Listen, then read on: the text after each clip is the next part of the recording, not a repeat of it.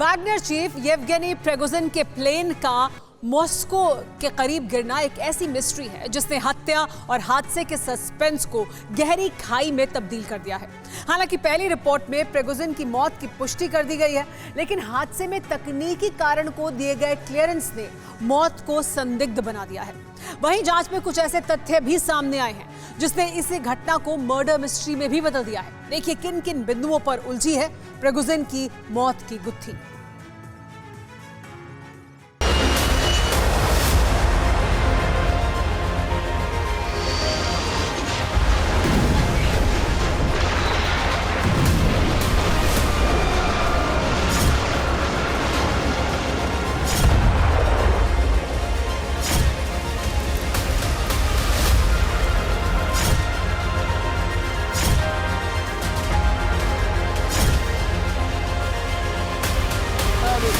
Сделали, а нам сейчас нужно сделать так, чтобы у них ни хрена не получилось. दुनिया में शक्ति के दो केंद्र, क्रेमलिन और व्हाइट हाउस। इन दोनों केंद्रों की सत्ता पर चेहरे कितने भी क्यों न बदले, लेकिन अदावत कभी खत्म नहीं। उल्टा कुछ संदिग्ध बारूदी एक्शन दोनों केंद्रों के बीच तकरार बढ़ाई।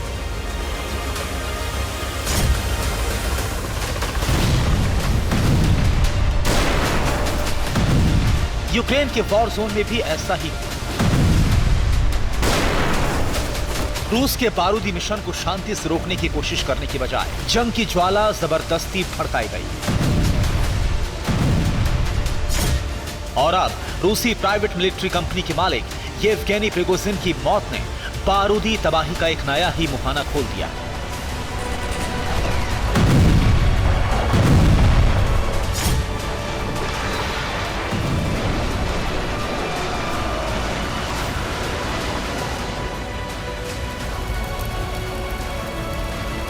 हत्या और हादसे के बीच झूल रही प्रिगोजिन की मौत की थ्योरी में शक के घेरे में कई नाम हैं, लेकिन ये नाम जुड़ते हैं दो ही केंद्रों से, रूस और अमेरिका।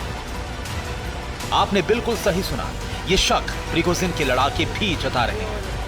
А нам сейчас нужно сделать так, чтобы у них दो धड़ों में बढ़ चुके वैगनर ग्रुप के एक धड़े की नजर क्रेमलिन से बगावत का बदला देख रही है, तो दूसरा धड़ा इसे अमेरिका की साजिश बता रहा है।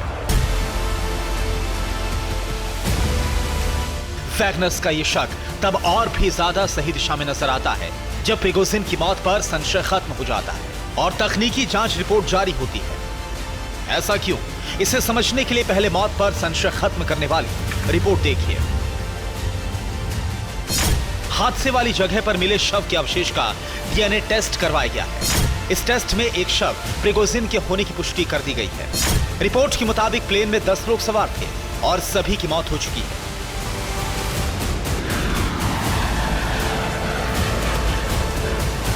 लेकिन इस रिपोर्ट के साथ कुछ चौंकाने वाले तथ्य भी सामने आते हैं। रिपोर्ट में प्लेन क्रैश के पीछे कोई तकनीकी आधार नहीं दिया गया है, उल्टा सस्पेंस गहराने वाले कुछ तथ्य बाहर आते हैं। पहला तथ्य ये कि उड़ान से पहले प्लेन की मरम्मत हुई थी।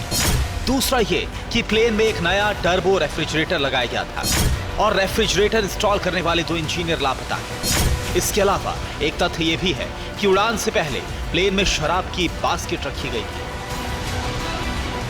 जिससे सवाल खड़े होते हैं कि आखिरी समय में मरम्मत क्यों की गई, बेनाम कंपनी का टर्बो रेफ्रिजरेटर क्यों लगाया गया और इंस्टॉल करने वाले वो इंजीनियर कौन थे। इसके अलावा शराब की बास्केट प्लेन के अंदर क्यों पहुंचाई गई, क्या यह साजिश का कोई हिस्सा है।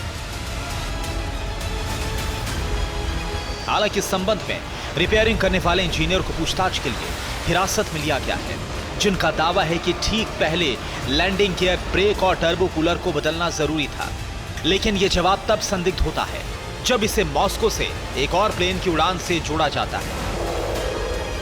हालांकि प्रिगोजिन की मौत पर संदेह खड़ा करने वाले दूसरे प्लेन की थ्योरी पर वही विराम लग जाता है जब डीएनए की रिपोर्ट में मौत की पुष्टि हो जाती है। जबकि रिपोर्ट्स के आधार पर दावा तो यह किया जा रहा है कि प्रिगोजिन का प्लेन लिकर की बास्केट में रखे बॉम्ब के धमाके से ही हवा में 2 टुकड़े हो चुका था। यानी साजिश की थ्योरी कुछ हद तक संदेह गहराती है, तो कुछ थ्योरी इसे असामान्य हादसा बताती है। लेकिन इस पूरे घटनाक्रम में एक चीज और ऐसी है जो सबको चौंकाती है। वो है प्रिगोजिन के प्राइवेट जेट को ऑपरेट करने वाला रेगुलर पायलट का उस दिन प्लेन में ना होना। तो क्या प्रिगोजिन के पायलट को साजिशन हटाया गया था कि मॉस्को से टेक ऑफ करने वाले दूसरे प्लेन का पायलट प्रिगोजिन का रेगुलर पायलट था? और क्या प्रिगोजिन की मौत को मिस्ट्री जानबूझकर बनाया गया है? अगर पायलट से दूसरे प्लेन की उड़ान को जोड़ा जाए तो फिर मुमकिन है कि प्रिगोजिन की मौत को मिस्ट्री बनाया गया है और डीएनए रिपोर्ट झूठी है। लेकिन 10 लोगों की बलि देकर एक मौत को मिस्ट्री बनाना करीब करीब नामुमकिन है। फिर भी इस थ्योरी पर यकीन तब बढ़ता है जब प्रिगोजिन अपनी ही मौत की ठीक ऐसी ही भविष्यवाणी कर चुके होते हैं। यानी प्रिगोजिन ने प्लेन के हवा में टूटकर गिरने की भविष्यवाणी की और मॉस्को के उत्तर पश्चिम में ठीक वैसा ही हादसा हो गया। और ऐसा हादसा पहले हुए पुतिन के दुश्मनों के अंत की परंपरा में भी फिट बैठता है। इसलिए शक के घेरे में अब भी पुतिन बने हुए। हालांकि क्रेमलिन ने प्रिगोजिन की मौत पर बयान जारी कर इससे खुद को अलग कर दिया, लेकिन इसका मतलब साफ है कि प्रिगोजिन को अपनी मौत का डर पहले से था। प्रिगोजिन को अपने अंत का अनुमान था और प्रिगोजिन का इशारा क्रेमलिन की तरफ भी था। हालांकि बेलारूस के प्रेसिडेंट लुकाशेंको ने दावा किया है कि प्रिगोजिन को आगाह कर दिया गया था कि उन पर दुश्मनों की नजर है और उन्हें टारगेट किया जा सकता है। खबर के मुताबिक बेलारूस को खुफिया इनपुट मिल चुका था। कुल मिलाकर प्रिगोजिन को लेकर जारी की गई रिपोर्ट भी सस्पेंस बढ़ाने वाली है, क्योंकि किसी को नहीं पता कि आखिरकार सच है क्या। इस मौत के पीछे कई थ्योरीज सामने आ रही है, लेकिन प्रिगोजिन की मौत के पीछे हाथ किसका है, इसको लेकर कोई दावा नहीं किया जा रहा। एक नई थ्योरी नए वैगनर चीफ को लेकर सामने आई है, जिस पर हालांकि अभी तक वैगनर के किसी भी धड़े ने बात नहीं की है।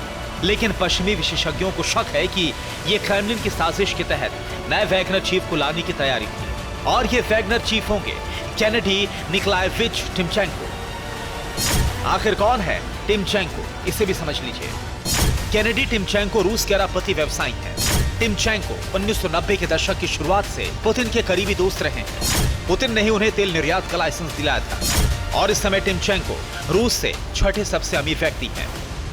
और पुतिन को ऐसे ही व्यक्ति की तलाश थी जो न सिर्फ वैगनर की फंडिंग खुद कर सके बल्कि उनका करीबी भी हो। माना जा रहा है कि प्रिगोजिन की बगावत के बाद टिमचेंको को ही पुतिन ने नई पीएमसी बनाने के लिए कहा था, लेकिन इससे विद्रोह की आशंका थी। इसलिए वैगनर की कमान टिमचेंको को देने के लिए पूरा प्लान बनाया गया था। Bureau report, TV 9 Bharatvarsh.